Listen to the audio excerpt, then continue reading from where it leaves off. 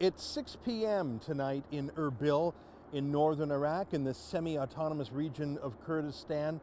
The sun is already getting low in the sky, but it's still nearly 40 degrees. It was 44 degrees Celsius the other day. It's hot here. But around is a thriving city. I don't know which there's more of, minarets or construction cranes. It's like the whole city is being built at once. I'm told the city was bustling even before the ISIS attacks of 2014, 2015.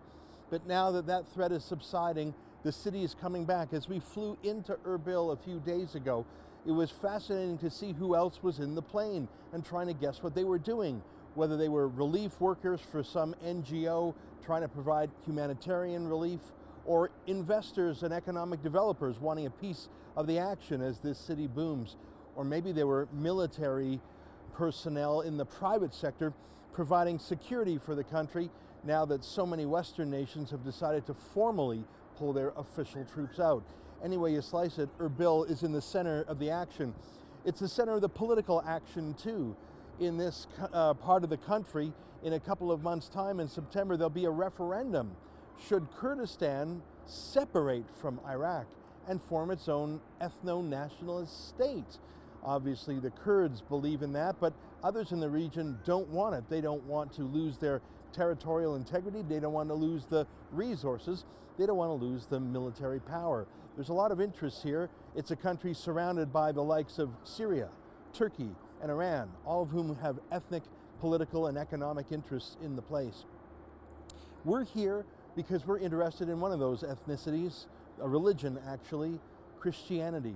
There are 7 different Christian churches in Iraq, which seems like a lot, especially when you realize that the Christian population of this country is now maybe 1%. It was much higher years ago, but wave after wave of Christophobic genocide has driven so many of them out. The city of Erbil itself is home to thousands of Christians who fled from the so-called Nineveh Plains as ISIS rampaged through those towns, threatening any Christians who didn't flee with forced conversion, the jizya, which is a submissive tax that Christians must pay to Islam, or of course the sword. Too many fell to the sword. Many of those who go back to their own homes find that those homes are burnt out. And even if they weren't, what future would they really have? For as ISIS recedes, the next Islamic threat presents, whatever the name of it is this time around. It's a sorrowful look around. We're here at the ancient citadel of Erbil, which dates back millennia, predates Islam and Christianity, even to the time of Moses, one of the oldest settled regions in the world.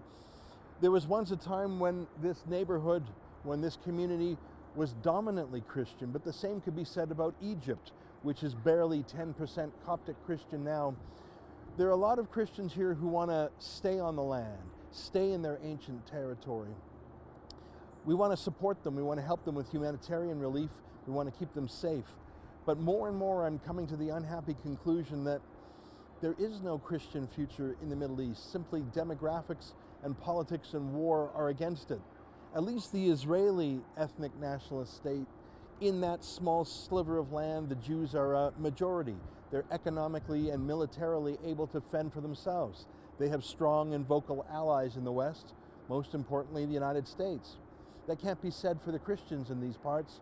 They're scattered around, a majority in no place other than perhaps this neighborhood and that town. They're demilitarized, and when we ask them about whether or not they would take up arms, they say it's against their culture and their way of life. They have no allies, even within Christendom. I always see the Pope talking about reaching out to Muslim refugees. It's very rare that I see the Pope talking about his own Christian refugees, refugees from a genocide. There is no Muslim genocide.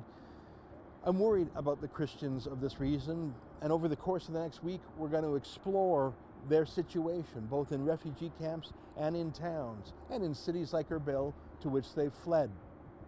We're going to do journalism here, as is this, and we're going to make a longer, formal documentary hosted by our own Faith Goldie. We're also going to bring humanitarian relief.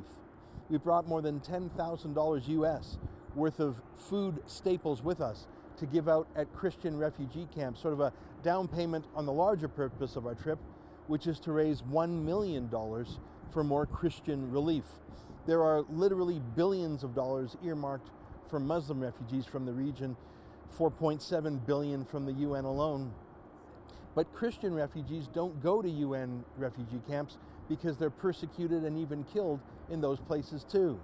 They're ignored people. It's an ignored genocide, and we can't let it be ignored. If you want to help us with our missions, please do. On the one hand, we want to produce a world-class documentary suitable for distribution through a network like Netflix or the BBC. On the other hand, we want to raise $1 million and give it to the most effective, least corrupt aid agency we can find. And we're going around trying to visually audit who we can trust, that if we gave them the money, it would truly go into the hands of the needy Christians. If you want to help us with either of these two projects, which have separate bank accounts, you can learn about both of them at savethechristians.com. I've enjoyed my brief time so far in Iraq and Erbil. It's safer than I thought it would be, although there's checkpoints everywhere and signs about not touching unexploded bombs. But there's an optimism here. There's an optimism even felt by the Christians that perhaps the worst of ISIS is over. But they've seen the end of a genocide a dozen times before, only to be replaced with a new one. And I think that in the years ahead, life for Christians will actually become harder as what little attention was paid to them over the last few years dissipates and goes elsewhere. If you want to learn more about our trip to Iraq to save the Christians, visit savethechristians.com. What am I doing in Iraq? I'm here to learn about the fate of the Christians of this region, one of the oldest Christian communities in the world. If you want to learn more about our journey and help us do our documentary and our humanitarian work, go to savethechristians.com.